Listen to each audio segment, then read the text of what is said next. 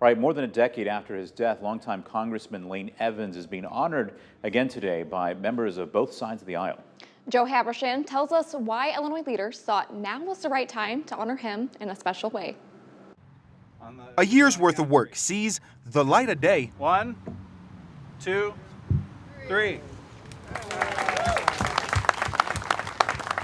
Highlighting decades of service for Illinois. The late U.S. Rep. Lane Evans will now have his name sit along a stretch of I-74 to Interstate 280 thanks to legislation from state officials. When you have public servants like Lane Evans, they become these legends and heroes, and you have to honor them on days like this so our young people will find out who they were. They will Google them. They will search them. I'm Lane Evans, and my opponent in this race for Congress. The Democrat represented the 17th Congressional District for 12 terms. He became known for his work with veterans, highlighting issues such as PTSD and soldiers' toxic exposure to Agent Orange.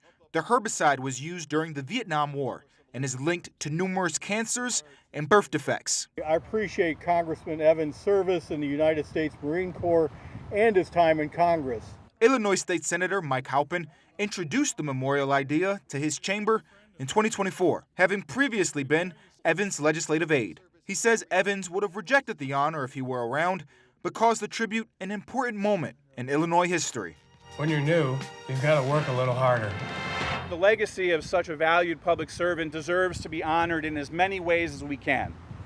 So whether it's a post office in Rock Island or the VA clinic in Galesburg or this highway just a block away from here, Lane earned the honor by his words and his deeds. In Moline, Joe Habersham, WQAD News 8.